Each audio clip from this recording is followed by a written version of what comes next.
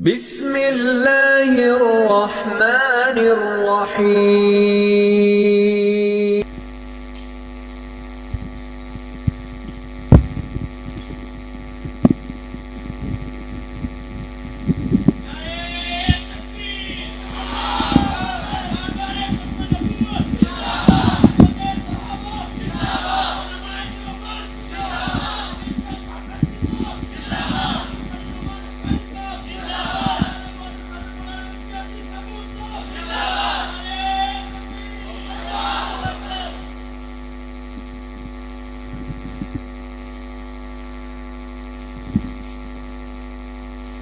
اعوذ باللہ من الشیطان الرجیم بسم اللہ الرحمن الرحیم بل هو آیات بینات فی صدور الذین اوتوا العلم وما یجحد بآیاتنا الا الظالمون وقال اللہ تبارک وتعالی فبأي حدیث بعدہ یؤمنون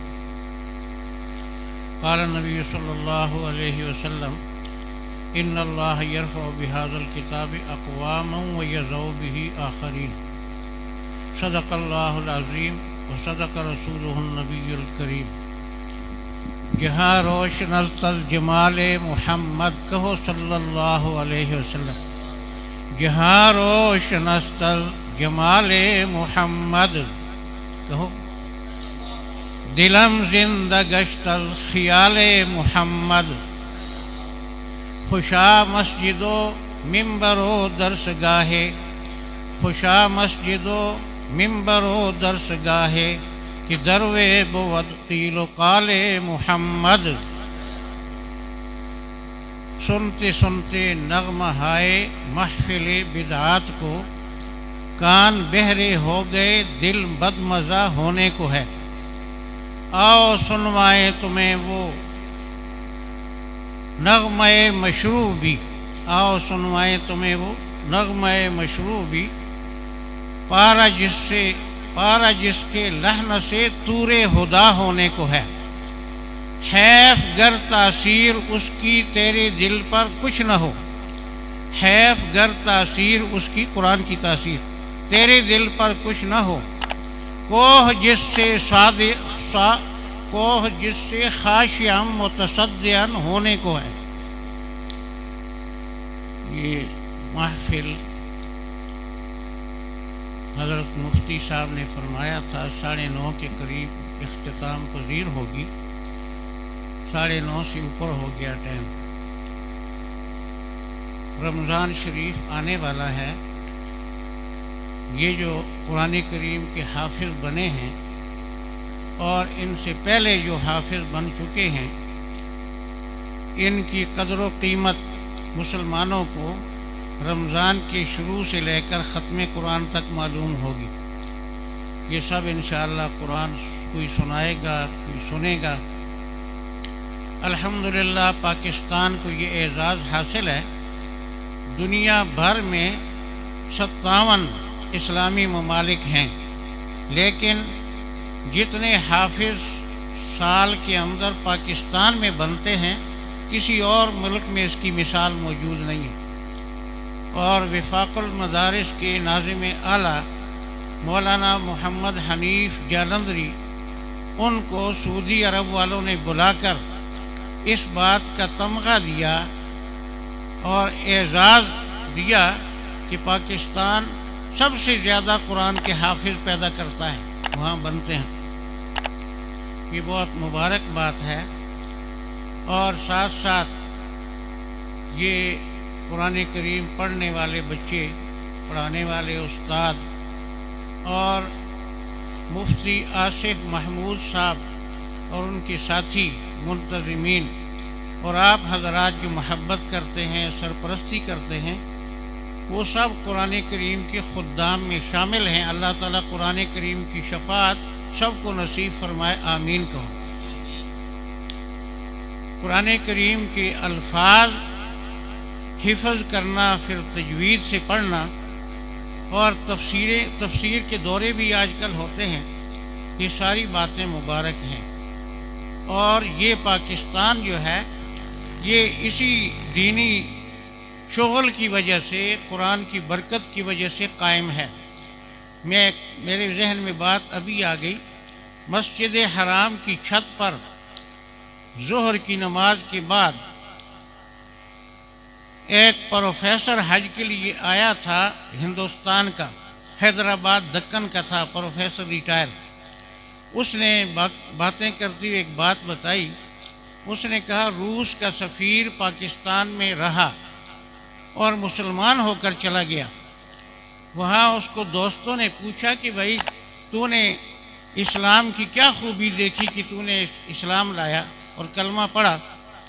اس نے کہا میں نے یہ دیکھا ہے کہ پاکستان میں جو اقتدار میں آتا ہے، جو کرسی پہ بیٹھتا ہے، وہ ساری دولت اپنے گھر میں منتقل کرتا ہے یا باہر بینکوں میں ڈالتا ہے، لیکن یہ پاکستان ختم نہیں ہو رہا۔ دونوں ہاتھوں سے لوٹتے ہیں حکمران اور اپنی جیبیں بھرتے ہیں، اپنے بینک بیلنس بناتے ہیں، لیکن پاکستان ابھی قائم ہے۔ تو چونکہ پاکستان لا الہ الا اللہ کی نام پر بنا تھا، تو اس لیے میں سمجھتا ہوں کہ لا الہ الا اللہ برحق ہے، اس لیے میں اس کو پڑھ کر مسلمان ہو کر آیا۔ کہ پاکستان ختم کیوں نہیں ہوتا؟ جو آتا کہتا میں اپنے لیے نہیں آ رہا، میں ملک کے لیے آ رہا ہوں، ملک کو اوپر اٹھاؤں گا، لیکن کرتے کیا ہیں؟ ملک کو نیچے دباتے ہیں، خود بنگلے بناتے ہیں، خود باہر دولت کماتے ہیں۔ یہ اس بات سے وہ مسلمان ہوا کہ یہ ختم کیوں نہیں ہوتا؟ یہ تو ختم ہو جانا چاہیے تھا۔ تو یہ قرآن کی برکت سے قائم ہے۔ تو وعظ کا تو وقت ہے نہیں ہے۔ میں ایک دکھ کی بات میں نے سنی ہے، آپ سے دعا کے لیے بتاتا ہوں۔ ابھی ختم نبوت کے موضوع پر بچے نے تقریر کی، بڑی اچھی۔ ہمارے قاری صاحب نے نظم بھی آپ کو سنائی۔ یہ ربوہ جو قادیانیوں کا شہر تھا، کوئی اور نہیں ہوتا تھا، صرف قادیانیوں کے لیے خاص تھا۔ سن 1974 میں جو قانون بنا اس میں یہ بھی تھا کہ ربوہ کھلا شہر ہے، صرف قادیانیوں کا نہیں ہے۔ تو اس کے بعد وہاں مسلمان بھی بسے، مدرسے بھی ہیں، مسجدیں بھی ہیں، جلسے بھی ہوتے ہیں۔ یہ بہت بڑی جگہ مرزا کے بیٹے کے زمانے میں، مرزا بشیر الدین محمود کے زمانے میں، یہ انہوں نے لیز پہ لی تھی، جگہ ٹھیکے پہ لی تھی۔ وہ ٹھیکہ اس کا وقت ختم ہونے والا ہے۔ اب کیا ہے؟ ذرا توجہ سے سنیں دعا کے لیے۔ اب یہ ہے کہ جو ارد گرد مسلمان ہیں وہ اپنی زمینیں قادیانیوں پر بیچتے ہیں اور قادیانی ڈبل قیمت دے کر وہ زمینیں خریدتے ہیں۔ لیز ختم ہو رہی ہے اس جگہ کی، تو وہ اپنے لیے اس کے قریب، اور مسلمان ختم نبوت کے ماننے والے وہ ختم نبوت کے منکرین پر پیسوں کے لیے جائیداد بیچ رہے ہیں۔ یہ بالکل ایسا ہے جیسے فلسطین جو ہے وہ کچھ تو جبراً قبضہ کیا یہودیوں نے، امریکہ، برطانیہ، فرانس، یہ 3 بانی ہیں اسرائیل کے، کچھ جبراً انہوں نے لیا، اور زیادہ حصہ ان سادہ دل مسلمانوں نے پیسے کی لالچ میں وہ یہودیوں پر زمین بیچی۔ اب یہودی کہتے ہیں ہم کیسے فلسطین کو آزاد کریں، یہ تو ہم نے خریدا ہوا ہے، پیسے دے کر خریدا ہے۔ یہی کام یہاں پاکستان میں ہو رہا ہے۔ ہم فلسطین کے لیے روتے ہیں، رونا بھی چاہیے، دعا بھی کرنی چاہیے، اور جب سے 4-5 مہینے ہو گئے شروع ہے کام، ہر جمعے میں دعا بھی کرتا ہوں، لیکن اپنی بھی فکر کرنی چاہیے کہ ہمارے ہاں کیا ہو رہا ہے۔ ان لوگوں کو جا کر ان کے پاؤں میں پگڑی رکھ کر ان کی منتیں کر کے ان کو سمجھانا چاہیے کہ تم نے مرنا ہے۔ تم ان ختم نبوت کے غداروں کو اور انبیاء کی توہین کرنے والوں کو، حضرت عیسیٰ علیہ السلام، وہ مرزا نے درجنوں گالیاں لکھ کر دی ہیں، انبیاء کا گستاخ تھا اور اہل بیت کا، صحابہ کا۔ ان یعنی جن کے کفر میں کوئی شک نہیں ہے، ہر کوئی سمجھتا ہے قانون بن گیا، ان پر زمینیں پیسوں کے لیے بیچتے ہیں کہ پیسے ہی زیادہ دیتے ہیں، مہنگی دیتے ہیں۔ دعا فرمائے اللہ تعالیٰ ان لوگوں کو ہدایت عطا فرمائے، آمین کہو۔ اور خود اپنے ہاتھوں سے پیسے لے کر زمینیں ان کو دے کر ان کے لیے اڈا مضبوط بناتے ہیں، تو یہ بہت بڑی کمزوری ہے۔ میں نے یہاں سے بات شروع کی تھی کہ قرآن جو ہے وہ بہت پڑھا جاتا ہے پاکستان میں، اور 6 سال کے بچے سے لے کر 90 سال کا بوڑھا حافظ یہاں مل سکتا ہے، بوڑھے بھی حافظ ہیں، بچے بھی حافظ ہیں، لیکن اس قرآن کریم کو نافذ نہیں کیا گیا۔ 76 سال ہو گئے بانی پاکستان نے تحریک پاکستان میں 125 سے زیادہ مرتبہ پریس کانفرنسوں میں اور اجتماعات میں اور انٹرویو دیتی ہوئی بار بار کہا کہ ہم پاکستان میں قرآن نافذ کریں گے۔ میں آپ کو تھوڑی سی وضاحت کرنا ضروری سمجھتا ہوں۔ جناح صاحب پاکستان کے بننے کے وقت 1947 میں ٹی بی کا بیمار تھا، قریب المرگ تھا، بیچارہ کمزور تھا، بوڑھا تھا۔ اگر وہ زندہ رہتا تو اس کے جو حالات ہم نے سنے اور پڑھے ہیں، وہ اپنی بات کا پکا تھا، وعدے کا پکا تھا، جو ٹائم کسی کو دیتا تھا اس ٹائم پر حاضر ہوتا تھا۔ اگر وہ نہ مرتا، اس کو زندگی ملتی تو شاید وہ قرآن کو نافذ کر دیتا، کیونکہ اس نے 100 مرتبہ سے زیادہ وعدہ کیا تھا۔ اس کے بعد اچھا آدمی تھا لیاقت علی خان، جو نواب تھا، اور اس نے یہاں کوئی مکان کوئی چیز کلیم کر کے نہیں لی، کسی چیز کا کلیم پاکستان میں اس نے کوئی جائیداد نہیں بنائی، وہاں ریاست کا نواب تھا، بڑا اچھا آدمی تھا۔ اس کو لیاقت باغ میں تقریر کرتے ہوئے گولی مار کر اس گولی مارنے والے کو بھی مار دیا تاکہ پتہ نہ چلے کون ہے قاتل، اس کو تو مار دیا۔ اس کے بعد جو آئے وہ آپ کے سامنے ہیں، اور اس وقت والے بھی آپ کے سامنے ہیں۔ سب کچھ کرتے ہیں لیکن یہ کم بخت قرآن کو نافذ نہیں کرتے۔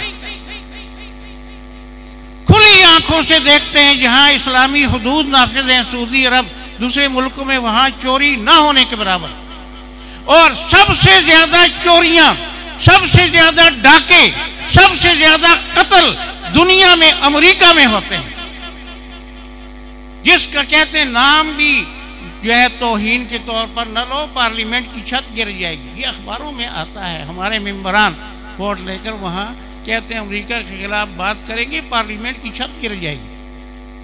اور جو امریکہ کے خلاف بات کرتے ہیں، کئی لوگ ہیں ایسے، دنیا میں ایسے ممالک غیر مسلم بھی ہیں، ویتنام ہے اور کئی ہیں، امریکہ کے خلاف باتیں کرنے والوں پر چھتیں نہیں گرتی، لیکن یہ چونکہ سودی قرضے، IMF، ورلڈ بینک، تو قرآن کو نافذ نہیں کیا گیا۔